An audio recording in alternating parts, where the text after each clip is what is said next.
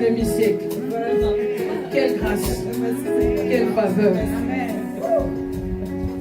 Je vais commencer par un chant que Dieu a mis dans mon cœur. Et je chante déjà à l'église. Mais aujourd'hui, c'est pour toi, je vais chanter ce chant. Si Béni a pu prendre le piano pour juste m'accompagner. Ça englobe un peu tout ton parcours en quelques mots. Alléluia. Chacun de nous a son histoire, chacun de nous a son parcours. Dans les hauts et les déboires, Jésus nous donne son amour. Chacun de nous a ses défaites, mais aussi ses victoires. Quand vient la tempête, en Jésus nous avons de l'espoir. Chacun de nous a son histoire, chacun de nous a son parcours. Dans les hauts et les déboires, Jésus nous donne son amour. Chacun de nous a ses défaites, mais aussi ses victoires. Quand vient la tempête, en Jésus nous avons de l'espoir. Il sait d'où il t'a tiré, il sait d'où il t'a sorti. Le témoignage de ton cœur, lui seul peut bien le raconter. Il sait d'où il t'a tiré, il sait d'où il t'a sorti. Le témoignage de ton cœur, lui seul peut bien le raconter. Chacun de nous a son histoire, chacun de nous a son parcours. Dans les hauts et les déboires, Jésus nous donne son amour. Chacun de nous a ses défaites, mais aussi ses victoires. Quand vient la tempête, en Jésus nous avons l'espoir. Il sait d'où il t'a tiré, il sait d'où il t'a sorti. Le témoignage de ton cœur, lui seul peut bien le raconter. Il sait d'où il t'a tiré, il sait d'où il t'a sorti. Le témoignage de ton cœur, lui seul peut bien le raconter. En lui seul, mets ta confiance, en lui seul ton espérance. Ne lâche pas sa main, car il est le seul chemin. En lui seul, mets ta confiance, en lui seul ton espérance. Ne lâche pas sa main, car il est le seul chemin. En lui seul, mets ta confiance, en lui seul ton espérance. Ne lâche pas sa main, car il est le seul chemin. En lui seul, mets ta confiance, en lui seul ton espérance. Ne lâche pas sa main, car il est le seul chemin. Alléluia.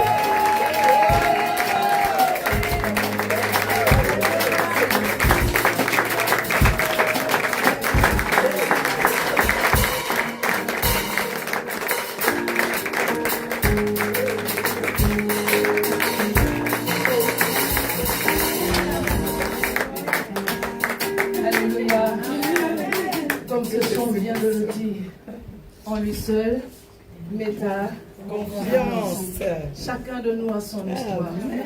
Chacun de nous a son parcours. Amen. Ton histoire n'est pas la même que celle de Pasteur Josiane, n'est pas la même que la mienne, ni de toutes les personnes qui sont ici. Mais chacun de nous ici présents a son histoire. Et chacun a son parcours. Amen. Et je voudrais dire à quelqu'un cet après-midi, parce que nous sommes dans la présence du Seigneur, et celui qui nous a rassemblés en ce lieu, c'est le Dieu fidèle. Nous sommes ici à cause d'un seul nom, c'est à cause du nom de Jésus. Celui qui t'a attiré de là où tu étais, pour qu'on se retrouve ici, ce n'est que Jésus. Amen. Donc si nous sommes là, c'est parce que nous sommes un seul corps pour une mission commune. Amen. Alléluia. Amen. Dieu nous a unis ensemble pour la gloire de son nom. Et si nous sommes ici pour honorer cette femme, c'est parce que Dieu est passé par elle pour aussi nous faire du bien. Amen. Je pense que pour les personnes qui sont avec Pasteur Armel depuis déjà un moment, vous connaissez un peu mon témoignage vis-à-vis de cette femme.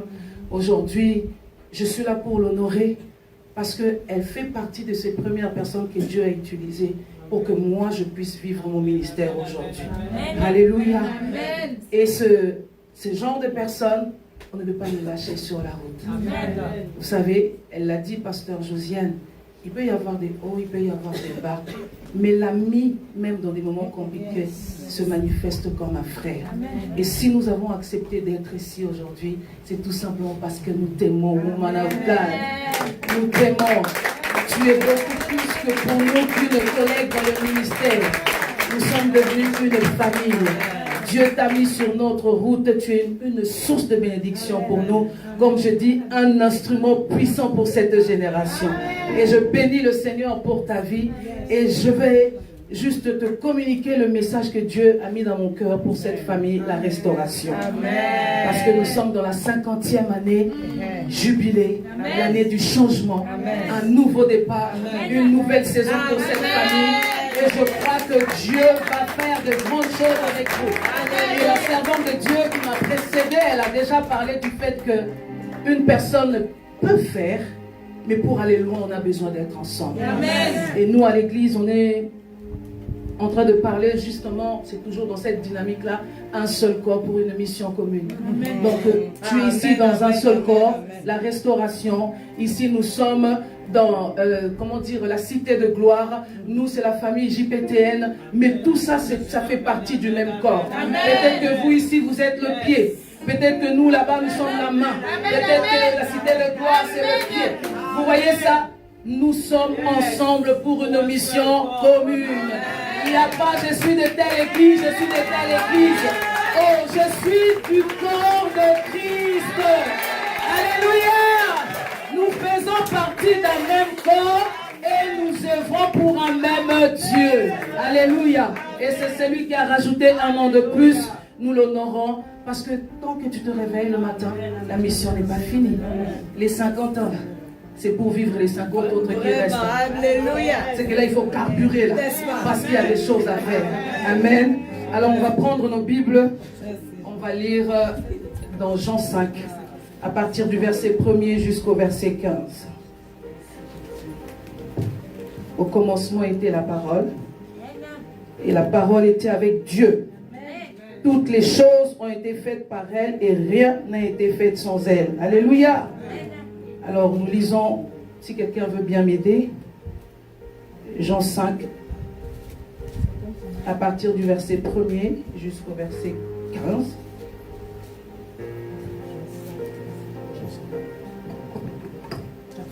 Alléluia. Je lis la parole de Dieu dans Jean 5, à partir du verset 1er. Après cela, il eut une fête des Juifs et Jésus monte à Jérusalem. Or, à Jérusalem, près de la porte des brebis, il y avait une piscine qui s'appelle en hébreu Bethesda et qui a 5 portiques. Tous ces portiques étaient couchés en grand nombre des malades, des aveugles, des boiteux, des paralytiques qui attendaient le mouvement de l'eau. Car un ange descendait de temps en temps dans la piscine et agitait l'eau. Et celui qui descendait le premier, après que l'eau avait été agitée, était guéri, quelle que fût sa maladie. Amen. Là se trouvait un homme malade depuis 38 ans. Jésus, l'ayant vu coucher, sachant qu'il était malade depuis longtemps, lui dit, « Veux-tu être guéri ?» Le malade lui répondit, « Seigneur, je n'ai personne pour me jeter dans la piscine quand l'eau est agitée. Et pendant que j'y vais, un autre descend avant moi. Lève-toi, lui dit Jésus, prends ton lit et marche. » Aussitôt, cet homme fut guéri. Il prit son lit et marcha. C'était un jour de sabbat. Les Juifs dirent donc à celui qui avait été guéri, « C'est le sabbat, il ne t'est pas permis d'emporter ton lit. » Il leur répondit, « Celui qui m'a guéri m'a dit, prends ton lit et marche. » Amen. Amen. Amen. Amen. Seigneur, je te bénis et je te rends grâce. Merci pour le privilège que tu me fais cet après-midi en ce lieu, de pouvoir être le canal par lequel tu veux passer pour bénir ton peuple. Je crois, ô Dieu Tout-Puissant, Seigneur notre Dieu, que tu as prévu de bénir quelqu'un cet après-midi, Alléluia. de restaurer quelqu'un cet après-midi, de réconcilier un cœur avec toi cet après-midi. Tu es notre source en toutes choses. Et nous voulons que toi seul tu puisses régner. Saint-Esprit, c'est ton moment, c'est ton temps. Tu sais de quoi nous avons réellement besoin. Alors parle à nos cœurs, convainc-nous pour que nous puissions sortir de cet endroit avec ce que toi tu as choisi et jugé bon de nous communiquer en ce lieu. En ce jour favorable de grâce, Seigneur des gloires, fais-nous du bien car je le crois. Que ce que tu nous diras, Seigneur des gloires, ouvrira les portes pour la suite de notre destinée. Reçois la gloire, toi qui vis éternellement. Au nom de Jésus, nous avons ainsi prié. Amen. Amen. Amen. Amen. Alors, comme nous venons de le lire dans cette histoire, c'est l'histoire d'un homme. Nous sommes un peu dans la maison de la restauration ici. Amen. Et quand on regarde à ce qui se passe là-bas, les gens ont besoin de la restauration. Et on regarde à cette histoire, il s'agit de cet homme qui est paralytique depuis plus de 38 ans. Et je me dis, si on dit que sa maladie a duré depuis 38 ans, peut-être qu'il avait déjà dans les 70 ans, peut-être qu'il avait la cinquantaine, peut-être qu'il avait 60 ans, nous ne savons pas, on ne donne pas vraiment l'indication sur son âge, mais on peut voir que c'est une personne qui a été malade toute sa vie finalement. C'est quelqu'un qui a été malade toute sa vie. Et il y avait une solution. Il y avait une piscine qui n'était pas loin. Et cette piscine-là, on nous dit qu'il y avait plein de malades qui étaient tout autour. Plein de personnes étaient autour parce qu'ils attendaient leur tour pour avoir la guérison. Mais le problème qui se pose ici, c'est que il n'y a qu'une personne par an qui pouvait être entièrement et totalement guérie de sa maladie. Et donc, pour que ton tour arrive, il faut être violent. Vraiment. Comme la Bible dit, ce sont les violents qui s'en emparent. Il fallait être violent pour arriver à arracher sa guérison. Parce que je ne pense pas qu'il y avait quelqu'un qui voulait laisser son tour. Vous savez, parfois, quand on est dans les courses, tu peux avoir moins de choses par rapport à celui qui est devant toi avec son caddie. Vous pouvez vous arranger, l'autre il dit, laisse-moi un peu, est-ce que je peux passer? Si la personne est gentille, c'est pas grave, vous n'avez pas grand-chose, vous pouvez passer. Mais je ne pense pas qu'ici, si tu venais négocier la guérison, vu que ça dure une année, pour que ça recommence. Donc ici, c'était chacun pour soi, Dieu pour tous. Vous voyez ça? Chacun pour soi, Dieu pour tous. Chacun venait pour sa propre guérison. Et c'était le cas de cet homme. Pendant 38 ans de maladie dans son corps. Je ne sais pas quel est ton état cet après-midi en ce lieu. Je ne sais pas de quelle manière tu es venu ici. Peut-être que toi, ton cas, dans cette saison de jubilé, parce que les choses vont changer pour toi au nom de Jésus. Peut-être que toi, tu es venu ici avec des soucis financiers. Tu es rempli de dettes comme cette femme du 2 Rois 4. Et les factures commencent à te donner mal à la tête, tu ne sais même plus comment t'en sortir. C'était le cas de cet homme. Peut-être que toi, c'est des problèmes de santé. Tu as une maladie dans le corps. Les médecins ont dit, pas de guérison possible pour toi. Peut-être que toi, c'est des problèmes de couple. Ça ne va pas du tout dans ton foyer. Peut-être que c'est un enfant qui te trouble. C'était le cas de cet homme. Mais cet homme, il a persévéré parce qu'il voulait trouver la solution à son problème. Amen. Il n'a jamais abandonné. Cet homme était toujours pas loin de cette piscine. Sa persévérance faisait en sorte qu'il soit au moins pas très très loin de là où se trouvait sa guérison. Et toi qui viens ici à l'église, c'est la même chose. Le fait de fréquenter l'église de la restauration, tu viens d'une manière ou d'une autre, tu persévères pour trouver la restauration. Amen. Même si pour le moment tes yeux n'ont encore rien vu. Lui non plus n'avait pas encore vu quelque chose. Il n'y avait pas de changement. Il n'était même pas mouillé par des gouttes d'eau de la piscine.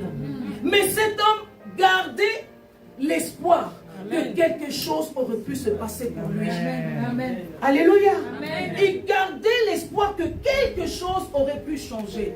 Est-ce que les restaurés sont là? Amen. Donc moi aussi je dis à quelqu'un, le fait de venir à l'église et d'écouter la parole, jour après jour, année après année, Le Dieu de la restauration. Alléluia. Amen. Le Dieu de la restauration te voit. Amen. Le Dieu de la restauration connaît ton cas. Amen. Il ne t'a pas oublié. Amen. Le thème de mon message cet après-midi, c'est se lever, prendre, marcher, le dynamique d'une vie restaurée. Amen.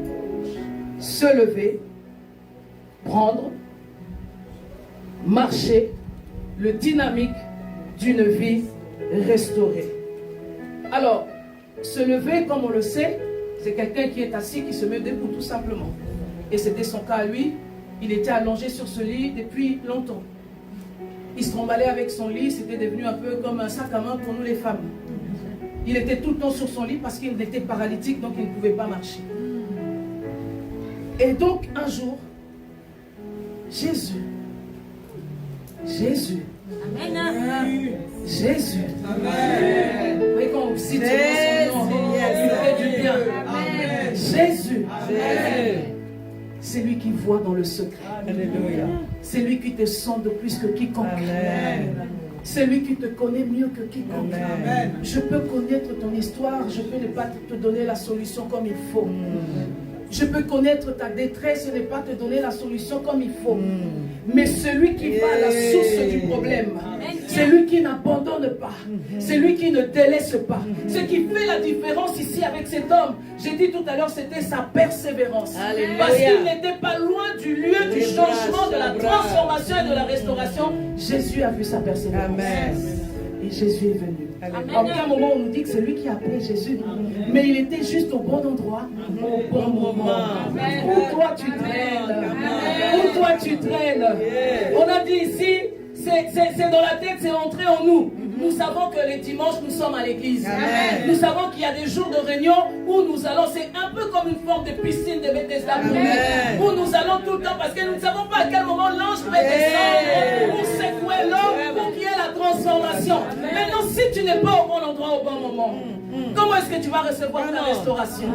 Il était au bon endroit. Alléluia. Il allait toujours à cet endroit où il se disait, peut-être que quelqu'un passera par là pour m'aider. Et Jésus l'a vu. Il ne l'a pas appelé Jésus, mais Jésus l'a vu.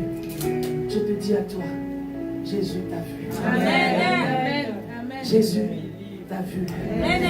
Jésus t'a vu. Je te dis encore, Jésus t'a vu. C'est quoi ce problème? Rien n'est impossible à lui. Il est le Dieu de l'impossible. Jésus t'a vu. Je dis à une femme cet après-midi, Jésus t'a vu. Je dis à un homme cet après-midi, Jésus t'a vu. Jésus t'a vu. Quoi? Les hommes ne t'ont pas vu. Lui aussi, les hommes ne faisaient pas cas de lui. Il était là, les hommes passaient certainement. Je suis sûr que son histoire a fatigué les gens. Les gens qui allaient vers la piscine, lorsqu'ils le voyaient, peut-être qu'ils disaient, aidez-moi, j'ai besoin de vous. Et déjà, toi aussi, avec ton histoire, tu nous fatigues. Toi aussi, tes problèmes, ça finit jamais. Aujourd'hui, le problème, demain, problème, tu nous fatigues. Combien même quittent l'église parce que les problèmes. Bien aimé, sois au bon endroit, au bon moment. Il y a un temps de la visitation. Il vaut mieux que la visitation te trouve au bon endroit et au bon moment. Amen. Et c'est ce qui va se passer pour lui ici. Jésus s'approche.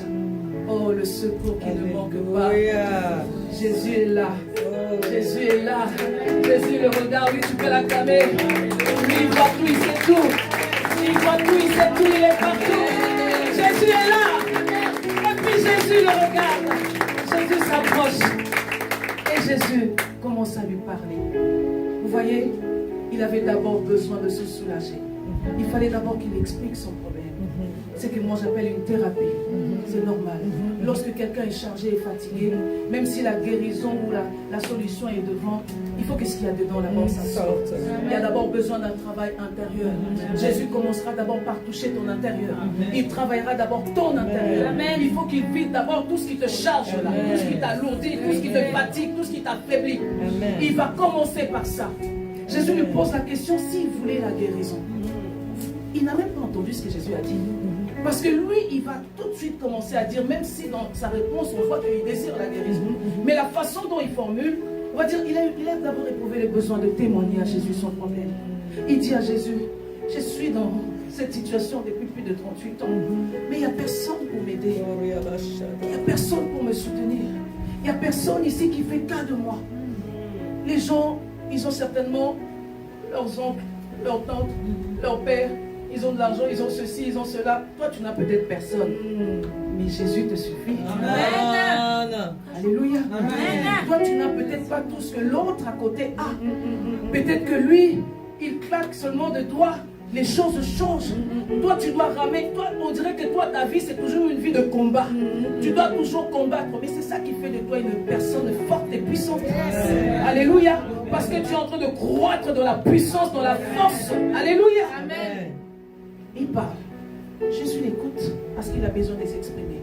Et je dis, j'ouvre cette parenthèse pour dire à quelqu'un, parfois si quelqu'un vient se confier à toi et a besoin de parler, laisse-le parler. Parce que parler, c'est la thérapie. Ça permet de se libérer. Jésus ne l'a pas jugé. Jésus connaissait son cas et son histoire. Jésus ne lui a pas dit, oh, ne me saoule pas avec ton histoire.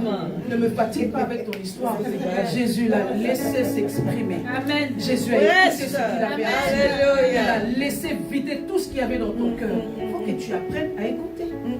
Alléluia. Amen. C'est très important. Amen. Et il parle, Jésus l'écoute. Et après, Jésus lui apporte la solution. Et regardez la solution de Jésus ici. C'est maintenant là où toi, tu dois jouer un rôle. C'est ça même. Alléluia. Il t'apporte la guérison. Il t'apporte la restauration. Mais tu as ta part à jouer. Ah oui. Ah, ça. Tu as ta part. Jésus ordonne ici, à l'impératif, 3 verbes. Lève-toi. Amen. Tu m'entends? Amen. Lève-toi. Amen. Amen. Et il enchaîne. Prends ton lit. Amen. Et il continue. Marche. Amen. Donc Jésus est en train de t'appeler dans une position de mouvement. Yes. Ce sont les 3 verbes de mouvement ici. Jésus est en train de te dire, tu es resté pendant trop longtemps assis et par terre. Tu es resté trop longtemps allongé sur ton lit. Maintenant, il est temps que tu te lèves. Parce qu'une fois debout, tu as cette capacité de marcher. Lui qui a été privé de ses jambes pendant toutes ces années, qui t'a privé de tes jambes depuis toutes ces années? Maintenant, le maître du corps, le maître de l'âme, le maître de l'esprit te dit, lève-toi. Prends ton lit et commence à marcher. Oh, lève-toi. La restauration, lève-toi. Personne, lève-toi. Dans cette saison, lève-toi. Prends ton lit et marche. Qu'est-ce que ça représente ton lit ici? Quel que soit ce passé néfaste, quel que soit le passé lourd, quel que soit le passé avec ses péripéties, Jésus dit, marche avec ça. Amen. Prends ça comme un témoignage. Marche avec ça. Marche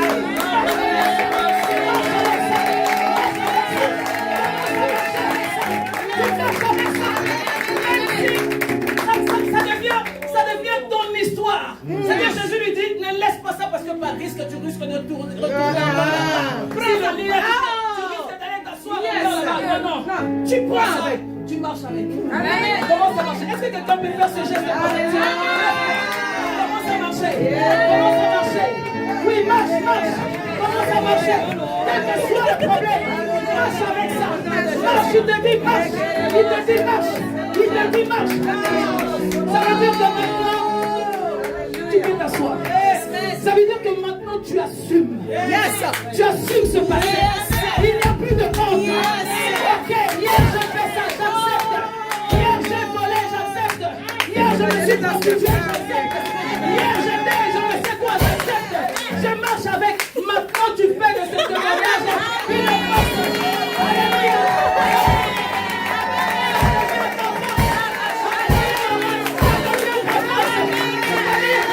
Tu n'as plus à te justifier. Écoute-moi. Dans cette saison du jubilé, tu n'as plus à te justifier. Si quelqu'un vient t'accuser, il paraît que c'est toi. Oui, c'est moi. Tu m'entends? Oui, c'est moi. Il paraît que tu avais fait. Oh, tu es informé.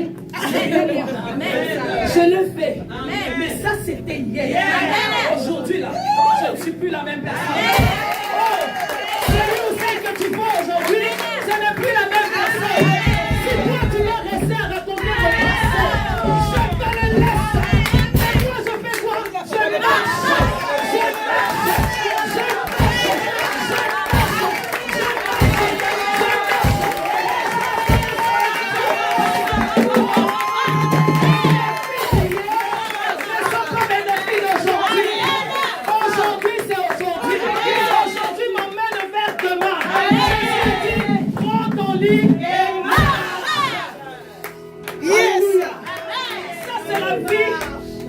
personne restaurée. C'est une personne qui assume son témoignage. C'est une personne qui assume son passé. Pourquoi tu te laisses encore être quand on pense? Pourquoi? Lève-toi et dis, c'est arrivé. J'ai été prostituée. Oui, mais sauf que je ne suis plus. Ce n'est pas toi qui es comme la femme samaritaine et tout. Oui, mais je ne suis plus. Alléluia. Ce n'est pas toi qui as été la femme adultère. Je ne sais. Oui, mais je ne le suis plus. Alléluia. Est-ce que tu m'entends? Le Seigneur te dit, lève-toi, prends ton lit et marche. Lève-toi, prends ton lit.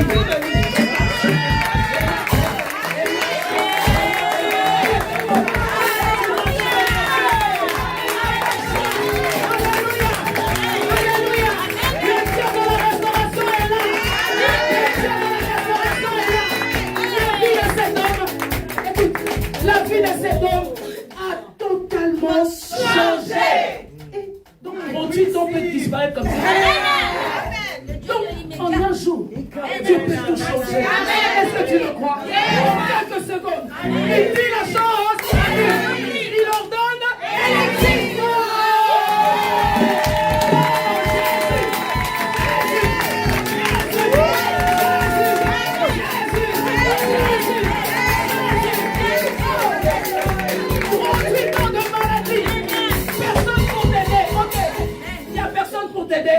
Mais Jésus est là. Pendant que les hommes ils sont en train de chercher des solutions, leur solution, ça t'enfonce encore plus. Va chercher un tel là-bas. Lui peut t'apporter la solution. Va à tel médecin. Lui il est spécialiste. Va là-bas. Lui il peut faire. Jésus il arrive, il dit, veux-tu être guéri? Il ne vient pas te faire un détour. Il te présente la solution sur la table.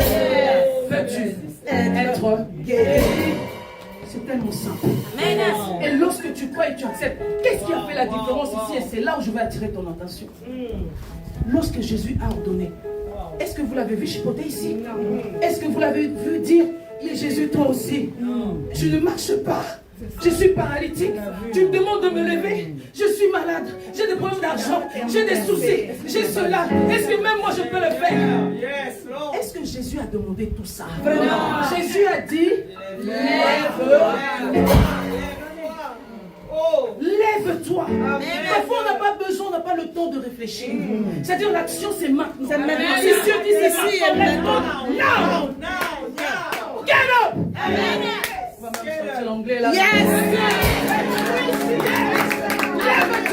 Lève-toi. Il a juste dit lève-toi. Lui-même il n'a pas cherché à comprendre. Il a juste fait je me lève. Moi-même j'ai dit mais il est paralytique. Mais l'onction prophétique. Il est paralytique. On lui dit lève-toi, il se lève. À ce moment-là il a oublié sa maladie lui-même. Il se lève et puis il se rend compte qu'il est debout. Il ne fait même plus cas de Jésus. Il prend son lit et il commence à marcher. Maintenant il est dirigé et conduit par la parole. Il est conduit par la parole. Jésus t'ordonne, agis seulement. Il passe par ton pasteur pour te dire quelque chose. C'est celle que Dieu t'a donnée. Si elle te dit quelque chose de la part du Seigneur, obéis seulement. On n'a pas toujours le temps pour réfléchir. Pendant que tu es en train de réfléchir, quelque chose de compliqué peut arriver. Amen. Si on te dit c'est maintenant, le pasteur, mon époux aime bien donner cet exemple. Tu es en train de marcher. Lui, il est ici. Viens ma belle, mets-toi là. Et puis derrière toi là, il y a un serpent, un lion, je ne sais. Et puis lui, il est ici. Toi, tu ne vois pas ce qu'il y a derrière toi. C'est celui qui est ici qui voit. Et il te dit, viens, viens. Marche, viens. Voilà, tu marches. Tu marches. Mais lorsque tu vas te retourner, tu vas te rendre compte que derrière toi, il y avait un danger. Mais retourne encore là-bas. Maintenant, toi, on te dit, viens, marche. Et puis toi, tu es là. Mais pourquoi je dois marcher? Mais pourquoi je dois venir? Il est en train d'avancer. Le lion et le serpent, il est en train d'avancer. Mais pourquoi je dois venir? Il va te mordre. Vraiment. Il va te mordre. Tu risques même d'être mangé. Il n'y a pas toujours le temps. Lorsque Dieu ordonne, lève-toi, prends ton lit et marche. Amen, amen. Lève-toi, prends ton lit et marche. Si je dois vous laisser un message ici aujourd'hui, Dieu vous dit, lève-toi, prends ton lit et marche. Alléluia. Alléluia. Alléluia, on va prier. On va rendre grâce à Dieu. Nous voulons lui dire merci pour cette parole qui nous concerne tous dans cette nouvelle saison. Nous voulons tous nous lever et de prendre nos lits et de marcher. Parce que le passé a maintenu beaucoup de personnes dans la faiblesse, dans la bassesse et dans le non-accomplissement. Maintenant, dans cette saison, on marche avec le passé. On a fait le choix d'assumer ce passé. On a fait le choix d'affronter ce passé. Commence à rendre grâce à Dieu pour la force qu'il nous donne dans cette saison. Nous prions au nom de Jésus, alléluia. Oui, Seigneur notre Dieu, nous sommes restaurés par ta grâce. Merci pour la force, merci pour le courage, merci pour la confiance que tu viens de donner à une âme cet après-midi au Seigneur. Nous te bénissons pour cette saison nouvelle dans la vie de ta servante, oh Dieu. Seigneur, merci parce que là où quelqu'un était encore accablé, affaibli, là où quelqu'un est encore maintenu, Seigneur, de voir esclave par son passé, Seigneur, tu viens de changer quelque chose. Nous t'honorons, nous te disons merci, parce que tu es celui qui nous donne tant de nouvelles. On reçoit la gloire, toi, le Dieu qui vont les fidèles. Honneur et puissance à toi, au nom puissant de Jésus. Au nom puissant de Jésus.